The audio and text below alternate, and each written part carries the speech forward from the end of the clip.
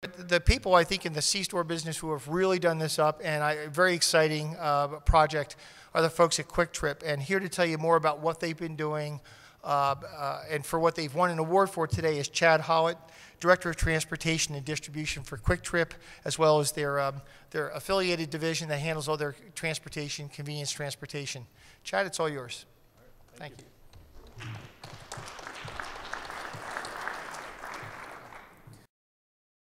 First off, I want to compliment Steve and NGV America for all their efforts. As we go through the presentation here, you'll see that they've been instrumental in helping us, along with all the different vendors that we've called on. So today I'll take not too long, kind of tell our story a little bit. And starting off with that, Kwik is a conventional retailer in all the true senses. At the same time, as we go through this, you'll start to see that there's a lot more behind the scenes happening with Kwik. The company was founded in 1965, privately held. We're over 400 stores operating in Minnesota, Wisconsin, and Iowa right now. I throw this up here because there's some relevance to this and what we're doing with our natural gas. It's our mission statement. As you go into a lot of different organizations, you're going to see an elaborate mission statement on the wall. This one's pretty simple, but what I can say about this, of the 10,000 plus coworkers that we have, all of them know that, and almost all of them live this mission. And as we start to roll out new initiatives, which we've been known to do for a long time in our industry, it's our coworkers that are making it successful. And the second slide on that, go back again to the coworkers again. 40% of all our pre-tax earnings go back to our coworkers. And I bring this up because it's important, because with any initiative like, in this case, natural gas, alternative fuels, it's the coworkers that are going to make that go. And right now, every coworker has a vested interest in doing this and seeing this be successful. At the end of the year, 40% of all pre-tax earnings go back to our coworkers. On top of that, almost all the real estate is owned by the coworkers as well. Mentioned vertical integration. Right now, we produce or handle over 80% of the items that come into our stores. You see it on there. We have our own dairy, our own warehouse, kitchens, bakery, so on and so forth. The one that's highlighted, though, that's very relevant to natural gas is we're our own fleet, our own transportation division. We have today, currently we'll run over 22 million miles a year, everything from small light duty vehicles all the way up to large Class 8 vehicles. And that really, kind of the brief intro to Kwik leads us to how do we get started with natural gas? And really the very first thing has been the question that our owner has been asking at this point for probably over 15 years, what's the fuel of the future? And we've marketed a lot of different things over the years. And what we've come back with in the last 2 years is that natural gas really has that potential to be that fuel of the future and stand on its own. But while we were doing that analysis, we took the time to evaluate all alternative fuels. And what we're going to highlight here is one of the stations that we built. We took the approach that we needed to be able to speak the language on every alternative fuel in the market, not just natural gas. And our station, you'll see, is actually headlined by CNG and LNG, but our alternative fuel station actually hosts all these different products that you see on the screen. So as we go through this, that station that we opened in May of this summer was truly one of a kind, having a huge variety of different alternative fuels, again, headlined by natural gas, both CNG and LNG. And for our coming out party, we hosted our grand opening ceremony on May 10th. Not that long ago, and on that day, with the help of NGV America and a host of other groups, we had over 1,500 people in attendance. We have over 50 natural gas vehicles on the ground at that time, probably one of the largest events ever held. And this is something that as we got into this, it really took off. We started going down this path, building to this event, and at that time, by the time May rolled around, we were receiving national attention in almost every category, and a lot of that was because we were one of the first C-store operators, conventional C-store operators, to really embrace natural gas. So with that, I'm actually going to, if these guys could roll a quick video, just kind of highlight what took place on May for our grand opening event.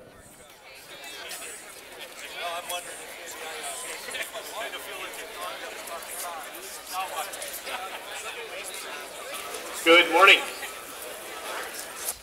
This is not only the grand opening of Kwik's alternative fuels fueling station, It's also a celebration of the largest natural gas event held in the history of this country. We're always looking for innovative ways to grow and lead Kwik Trip into the future. And this alternative fueling facility is just one of those examples of our commitment to leading Kwik Trip into the future. What a terrific event today. And we're proud to partner with you on this facility, and quite frankly, we look for many, many more to come. We're just so impressed with this facility. We're impressed with Kwik Trip and the things that they've done over the last several years to make this possible. On behalf of Governor Walker, I want to commend once again the Zietlow family as being on the cutting edge of providing a service to Wisconsin that, well, we come to expect from Kwik Trip. This event, this station is a milestone. It's a turning point for the natural gas vehicle industry and for America.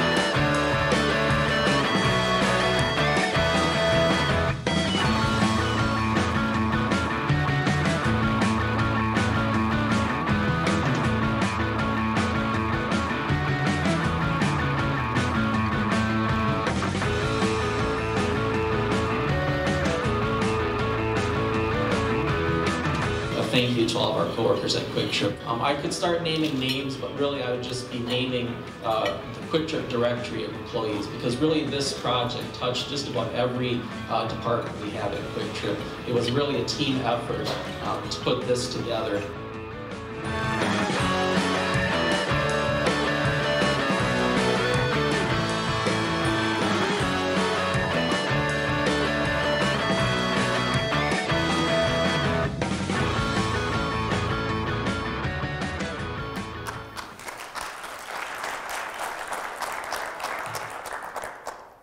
You got a little sample of what took place in May.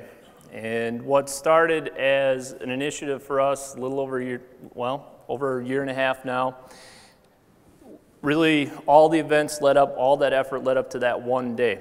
And it was the help of all the different people that were in the industry that, got us to that point. But we have ownership right now at Kwik Trip that's committed to making natural gas successful.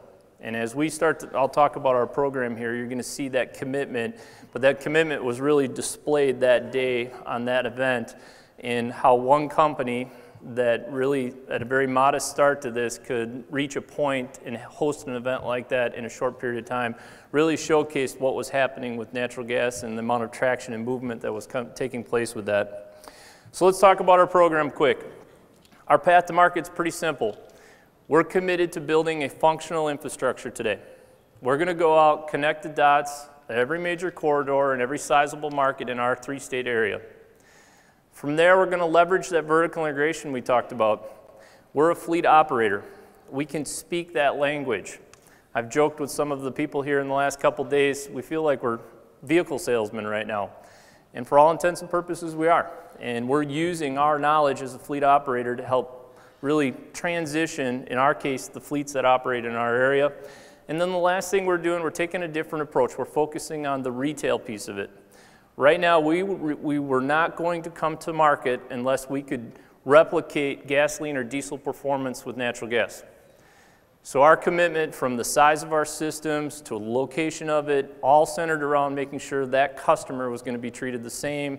That gasoline diesel customer today that's transitioning to natural gas was going to get the same treatment that they receive now. The infrastructure piece of it, this list already outdated. We continue to progress very, very rapidly.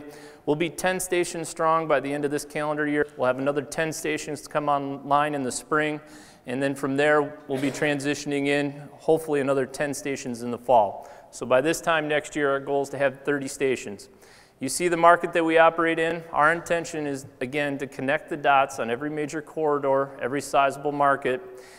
We're doing this today, and there's no anchor fleet at any one of these locations. Now, do we have early movement happening? Do we have fleets making the transition today because they know we're coming to town? You bet. In fact, and we'll get into that in a second, just word of mouth and knowing that because our brand is so strong that we're making this transition, it's opening doors and it's creating a critical mass, if you will, of vehicles that are out there. Talk a little bit about leveraging our vertical integration. Kwik Trip's fleet experience right now. Again, we're a fleet operator. We do over 22 million miles that we'll operate this year, a wide variety of equipment that's out there. Our intent today is to provide the same services to the public that we provide to our fleet, whether it's limited vehicle service, vehicle conversions, fleet consultation probably being the biggest element of that. If we could bottle up everything that we've learned from speccing, purchasing, and operating and maintaining a vehicle and share that information with prospective vehicle owners, natural gas vehicle owners, we feel that we can actually, accelerate the movement of natural gas vehicles. Here's just a little picture, highlights some of the vehicles, from off-road spotters to straight trucks to light-duty vehicles to petroleum transports hauling 80,000 pounds of petroleum down the road. All those vehicles powered by natural gas right now. The retail experience, you'll see that our point of sale is the same as what they see today with gasoline or diesel. We wanted our consumer, the natural gas customer, to be treated just the same. It's under the canopy, same point of sale, similar equipment, all the things that went into the decision making from equipment speccing and purchasing centered around making sure we're taking care of the customer. Added benefits to the retailer, additional customer base. We're seeing it now with the stations that are coming online right now. We're seeing a boost in inside sales. We're seeing additional fuel sales outside of just the natural gas. We're strengthening our brand. Right now our brand is the #1 thing that drives our success, and the notion that we're continuing with the philosophy of being innovators and pushing the industry is just driving that strength of brand, our brand and the strength of it. And then we feel we're really positioning ourselves well for the future. Just one example of one of our stations right now. Sturtevant, Wisconsin, we opened in June, CNG station. We did 0 marketing, 0 promotion. We had no anchor fleet on that site. We do over 1,000 gasoline gallon equivalents of CNG today. So this is that notion, if you build it, they will come. I can say that there is one of our first stations to hit the market, that's happened. Now, when we added CNG, we also added DEF at the dispenser. So some of the increase in sales could be associated with the DEF that we've added, but we've seen a 15% increase in inside sales since the construction ended. From that same standpoint, just in CNG customers alone, we've added 60 new commercial accounts on that site. This was one of our first ones to go live. Again, we did no promotions, no marketing. We had no anchor fleet lined up when we started this. And our purpose of building this station right out of the chute was we needed to test different equipment suppliers, and needless to say, it's worked very well for us. Some of the examples, we're testing a variety of equipment. Angie's definitely our #1 provider right now of CNG solutions. Some of the examples, we're testing a variety of equipment. Angie's definitely our #1 provider right now of CNG solutions. You'll see on the LNG side of it, we've worked with Chart and General Physics to bring our LCNG solution to the market. We will throw one thing in there. We are adding a network of LNG stations that are going to cover the major corridors from the Twin Cities to Chicago market. And the LCNG piece of it's not only to add LNG, but we found that there's some of the commercial accounts that we're signing are going to have such a heavy volume that a standard CNG system may not be capable of keeping up with peak demand. So we're definitely working hard to see what the value will be of bringing, the LCNG component to the market. What's driving our success? Right now, it's that strong retail focus. It's buy-in from every single coworker that's in our organization supporting this initiative. I can tell you, I was one of those individuals when we were tasked with this project that thought, how hard can this be? We'll go out, buy some equipment, we'll install it, we'll get some people to buy some vehicles, this thing it'll be great. The reality was that we have 1,400 coworkers that service our stores today that do nothing but take care of our stores. Natural gas and the implementation of that has influenced all 1,400 of those coworkers. From accounting to IT to you name it, it's definitely been, situation where we've all had to change and adapt to this new technology. It's influenced all of us. Our commitment to build a functional infrastructure. Our thought is if we connect the dots, we make this to where it's a viable fuel source, no longer an alternative fuel, but a standard fuel option, and develop that infrastructure that we're going to see greater movement with vehicles coming to market than what we would if we built one station for one customer in one location. And then the last thing that's helping drive our success today is the ability to leverage that fleet piece of it. We feel that we are very good at talking the truck language, the fleet language. We can speak to all those variables, and that's led to great success right now when it comes to really marquee fleets in our area that are making that change that we're getting now the opportunity to supply them with fuel. So I know I went quick. With that, turn it back to Steve or questions, I guess. Yeah. Are all your stations the same size? No. Right now, all the CNG stations that we're upfitting are all equipped to handle full truck accessibility, full semi accessibility. But we have smaller C-store footprints that are in more metro markets, and then we have a larger C-store footprint that also has what we call our side diesel capability. And then we also have travel centers that are plotted up and down the interstate system in the areas that we operate. So we're converting mostly all larger sites right now that can handle bigger truck access, as well as the travel centers. And then we've had one of our small market stores that are in more of the residential or metro market that we have started the conversion on just CNG.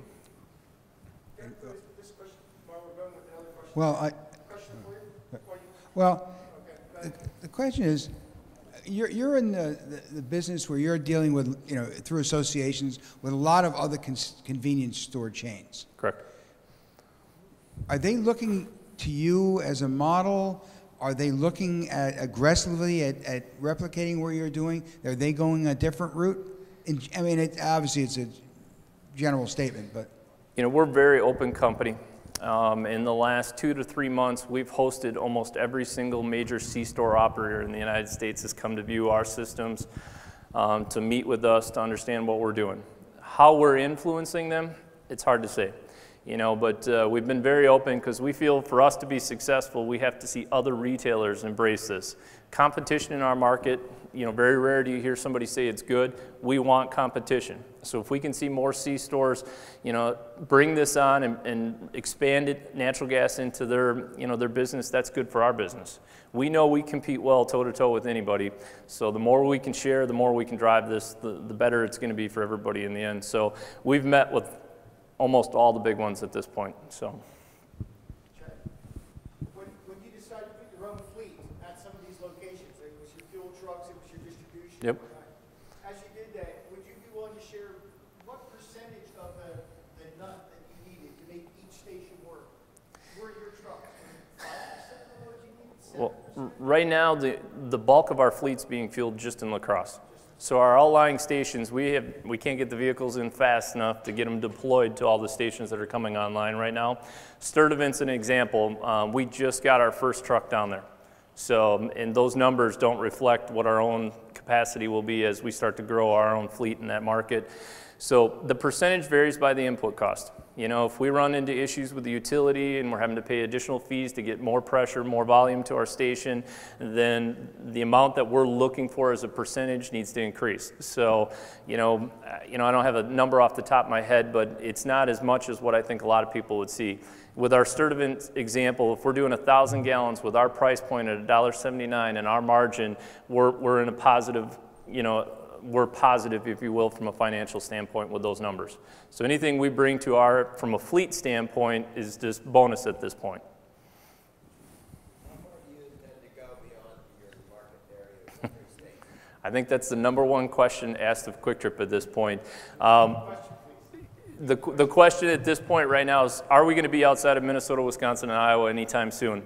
And the answer is that we feel we can put a lot more stations in our market before we'd have to move outside that. But knowing how aggressive our ownership is, at some point, I'm sure we'll start to expand past that footprint. But for now, there's a lot of markets still to be had just in the region that we operate in. And I would see that from our natural gas standpoint, most of our efforts will be centered there.